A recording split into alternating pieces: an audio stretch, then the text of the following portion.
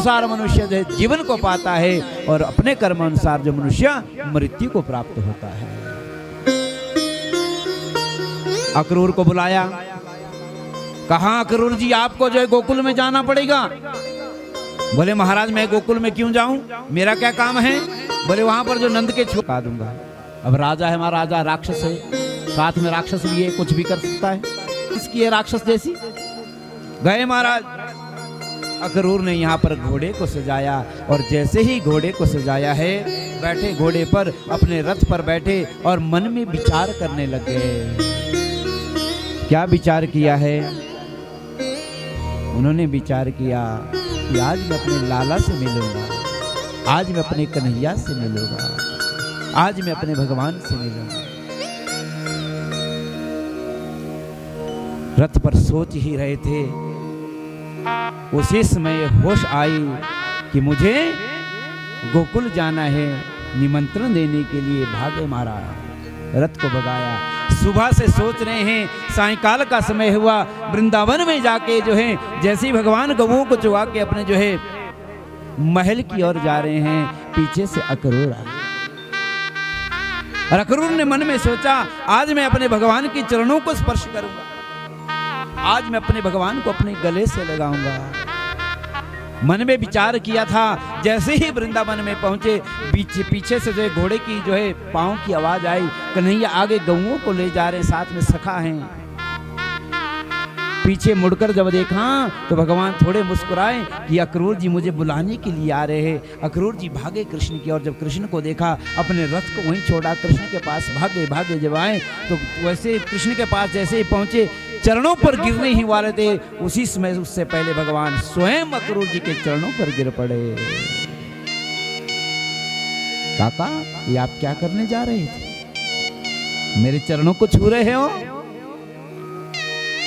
मेरे चरणों को क्यों छू रहे हो?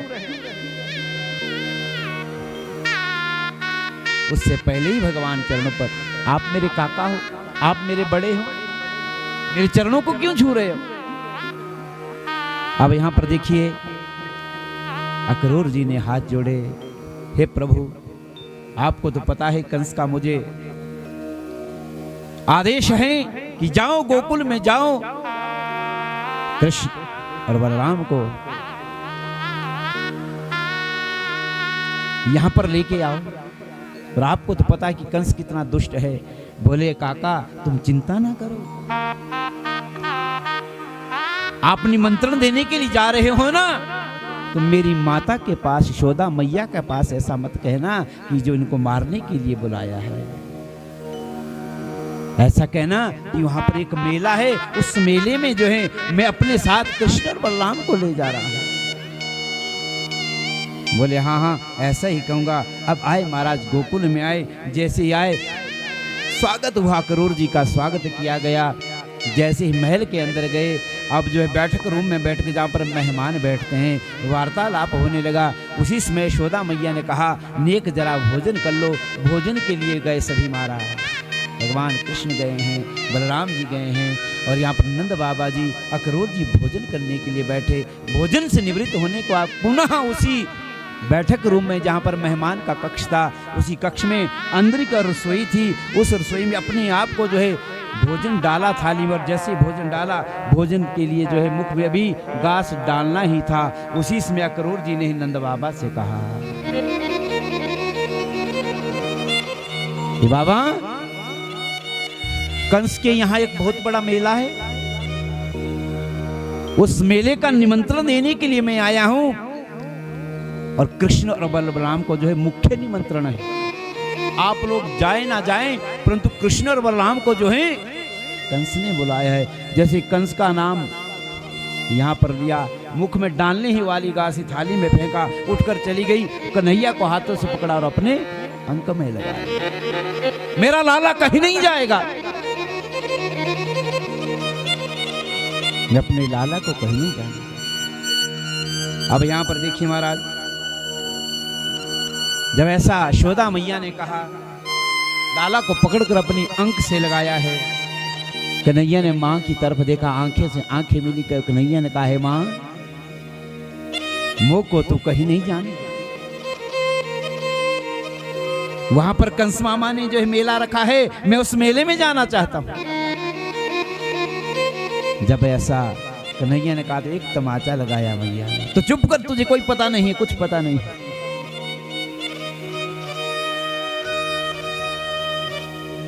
कन्हैया ने जो है रोने का नाटक किया, माता रोने लग गई। वार्तालाप हुआ, सायंकाल का समय व्यतीत हुआ। समय व्यतीत होने के बाद ना जाने गोकुलवासियों से कहाँ पता लग गया, किससे पता लग गया कि अब कृष्ण हमारे बीच में नहीं रहने वाला है, वो तो यहाँ से जाने वाला है। यहाँ रात्रि के समय में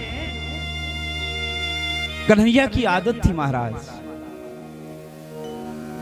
जब तक मां का स्तनपान ना कर ले तब तक उनको नींद नहीं आती थी साहब। भगवान 7 वर्ष के, भगवान की उम्र इस वक्त 11 वर्ष 56 दिन की है। अभी भी मां का स्तनपान करते हैं। मां जो है बाहर बरामदे में रो रही है, तड़प रही है। कन्हैया ने मां के जो है हाथ को पकड़ा, रही मां क्या आज मुझे अपना स्तनपान नहीं करवाओगे? मैया ने जवाब नहीं दिया, हाथों से पकड़ा, घसीट रहे हैं यहाँ पर कन्हैया।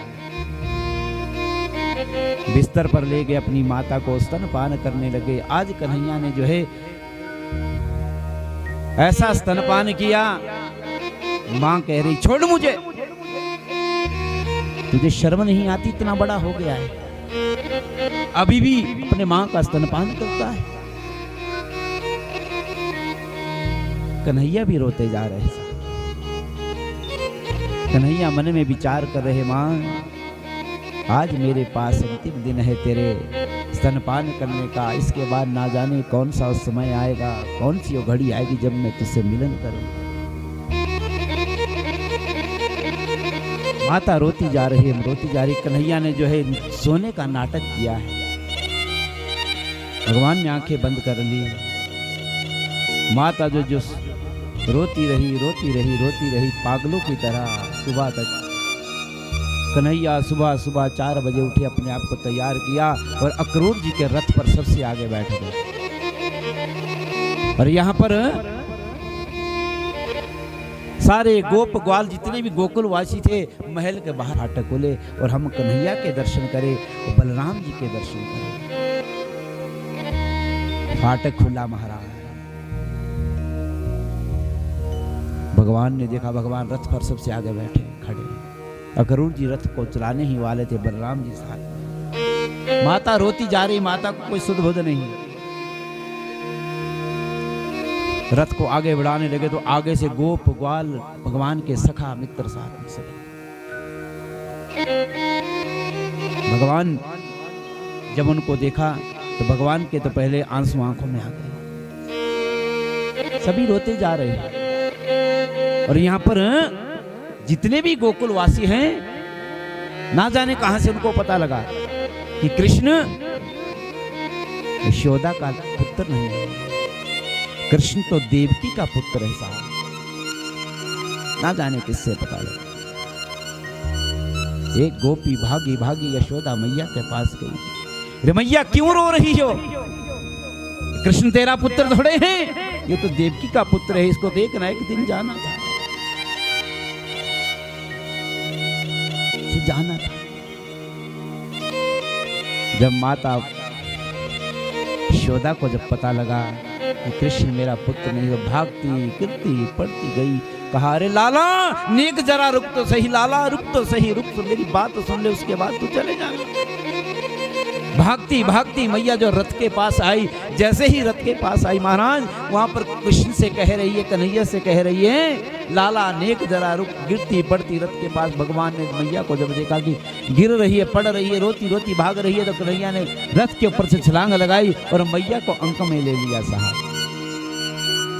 जैसे ही अंक में लिया है, यहां पर माता यशोदा कन्हैया से कह रही है, लाला मेरे पास इतने वर्षों तक रहा, अपनी माता देवकी से ऐसा मत कहना कि जो है एक मटकी तोड़ने के खातिर जो मुझे उखल से बांधा, एक मटकी तोड़ने के खातिर रस्सी, जो मिट्टी है ना उस मिट्टी के बराबर भी मेरी औकात नहीं। भगवान रोने लगे। मां तू क्या कहे? बोले मुझे पता है तू मेरा पुत्र नहीं है, तू तो देवकी का पुत्र है, आज मुझे पता लगा। जब ऐसा कहा कन्हैया जो मां से कहने लगे, यशोदा मैया से कह रहे हैं, रे मैया किसने कहा कि मैं तेरा बेटा नहीं हूं? तू ही मेरी मां है, मैं तेरे गर्भ से जन्मा। कौन कहता है? मुझे जाने दे, मैं परसों आ जाऊंगा, परसों तक अपनी मां के पास लौट के आ जाऊंगा।